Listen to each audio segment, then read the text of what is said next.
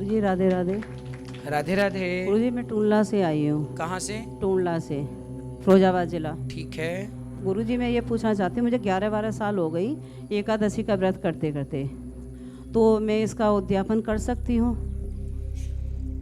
अब नहीं सदता व्रत क्या? नहीं, व्रत तो मैं रह रही हूँ, वैसे बताते हैं ना करना चाहिए, तो मैं ये आपसे पूछना चाहती हूँ। उद्यापन का मतलब क्या होता है?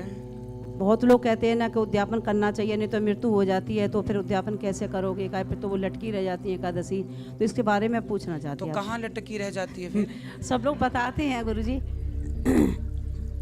तो सब लोगों की बातें क्यों सुनते? तो इसीलिए मैं आपसे पूछना चाहती हूँ कि मैं गुरुजी से पूछूं। उद्यापन करना के उद्यापन का अर्थ होता है कि उस व्रत को पूर्ण कर देना, रोक देना, छोड़ देना। उद्यापन मीन्स स्टॉप। ठीक है। यदि उद्यापन करना ही है, छोड़ना ही है, तो एकादशी को क्यों? झूठ का उद्यापन कर लो, कपट का उद्यापन कर लो, क्रोध का उद्यापन कर लो। ना जाने कितनी बुराइयां हमारे अंदर हैं। पूछो दुनिया वालों से कि एकादशी का उद्यापन तो करने लग गए, बताओ कि अपनी बुराइयों का उद्यापन कब करोगे, कब छोड़ोगे अपनी बुराइयां? इसलिए अच्छे काम में लोग जरूर, अक्सर कोई मर जाए घर में तो चाय पीना नहीं छूटेगी, खाना पीना नहीं छूटेगा, पर व्रत उपवास पहले छोड़ दो। मतलब कितनी घटिया लोगों की सोच हो गई है। कोई मर जाता है ना घर में तो लोग खाना नहीं छोड़ते, निंदा चुगली बुराई नहीं छोड़ते, पर एकादशी के दिन कोई मर गया, अब एकादशी छोड़ दो। जन्माष्टमी को मर गया, अब जन्माष्टमी छोड़ दो। रामनवमी को मर गया, रामनवमी छोड़ दो। तो क्या रामनवमी को मरा था तो आप लोग रामनवमी को खाते नहीं है? नहीं गुरुजी, व्रत तो हम लोग रहते हैं, पर पूजा नहीं करते। चाय सारी पूजा करनी, पूजा क्यों छोड़ दी? सवाल हमारा आपसे नहीं ये कहते हैं ना सूतक लग जाते तो पूजा नहीं करनी चाहिए। सूतक 13 दिन तेरही होने के बाद, अच्छा 13 होने के बाद कर सकते हैं सब चीजें। पर कुछ लोग ना 10 साल पहले एकादशी को कोई मर गया था तो अभी तक एकादशी नहीं कर रहे हैं, ऐसा भी लोग आप देखे होंगे। तो वो सब चीजें अंध चीजें, इसी को अंधश्रद्धा, अंधविश्वास, यही है सनातन संस्कृति का बिना लॉजिक का काम करते हैं आप लोग। जबकि हमारे सदग्रंथों में ये बातें कहीं नहीं लिखी। हमारे यहाँ तो श्रद्धा को महत्व दिया है, और भगवान की भक्ति तो कभी नहीं छोड़ना। कोई मरे कोई जिए, ये तो परमात्मा की खेती है। उद्यापन एकादशी का नहीं, झूठ कपट का। जिस दिन मरें उस दिन भी एकादशी करके ही मरें।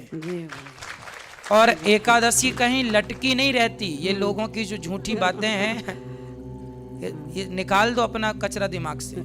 इसीलिए तो मैंने आपसे पूछने के लिए खड़ी थी। ठीक है, जो आपसे कहे उससे कहना कि करने दो हमें एकादशी, तुम्हारे घर आ रहे हैं फलाहार करने। गुरुजी एक सवाल और है। बोलो। गुरुजी आप जैसे बच्चे सब हो जाए तो ये माता कैसे यहाँ पे आई थी? हाँ? जो जैसे आप जैसे बच्चे हो, तो जैसे ये सब बच्चे ऐसे हो जाए, माता क्यों भटकती फिरे? सब बच्चे हो जाएं तो बहुत अच्छी है, अच्छी बात है। गुरुजी आप पहले से ये संस्कार होते आपके, आप आते तो ये मतलब ये माता ऐसे नहीं भटकती। आज मैंने रोते हुए माँ को बहुत देखा, बहुत मैं भी उनके साथ में रोई गए। जी जी जी। मुझे बहुत दुख लगा। मैंने बच्चे कैसे हैं जो अपनी माँ को नहीं रख रहे हैं, तो ये कैसे ऐसे संसार चलेगा? देख लीजिए अब संसार का ये हाल है। जो इस बात में मुझे बहुत दुख हो रहा है कि मैं माता को ऐसे निकाला जा रहा है, तो कैसे ऐसे संसार चलेगा? देख लीजिए अब हम तो देखो जो हम बन पड़ता है, समझाते भी हैं आपको, संस्कार भी देते हैं आपके बच्चों को, और करते भी हैं। हम तो कह के भी बताते हैं और करके भी बताते हैं। गुरुजी आप भी तो माँ के बच्चे हो ना? बिल्कुल। तो ऐसे बच्चों को सबको ऐसे सोचना चाहिए। देख रहे होंगे टीवी पे, चैनलों पे, सब पे। हाँ। तो ये क्या देख रहे हैं क्या? तो ये बच्चे जो देख रहे हैं ना, वो लोग अच्छे हैं। जो कथा सुन रहे हैं वो अपनी माँ को नहीं निकाल रहे हैं। जो कथा से दूर हैं, अभी कोसों दूर हैं, वही ऐसे उत्पात मचा रहे हैं। और मैं गारंटी लेता हूँ कि वो बच्चे जिन्होंने अपनी माँ को छोड़ दिया, यदि वो भी कथा सुनने लग जाएं तो आज के आज उनके अंदर भी श्रद्धा जाग जाएगी माँ के प्रति। गुरुजी मैं तो देखती हूँ ना, मैं अपनी रिश्तेदारियों में सब पे डालती हूँ, अपने बच्चों पे। बिल्कुल, आप लोग सबको बताया करिए कथा के बारे में। और सबके मैं चैनल वो करवा दे रखी हैं। बिल्कुल बिल्कुल। ठीक गुरुजी, राधे राधे। खुश रहिए। बहन जी को देना माइक। अच्छा खड़े हो जाइए। चैनल को सब्सक्राइब कर लीजिएगा आप लोग, शेयर कीजिएगा ताकि सब तक ये ज्ञान का प्रकाश पहुंचे। उमेश कुमार जी। एक प्रश्न है कि सत्य हमेशा अकेला क्यों होता है? उसका साथ देने वाला कोई क्यों नहीं होता? क्या सत्य हमेशा अकेला ही रहेगा?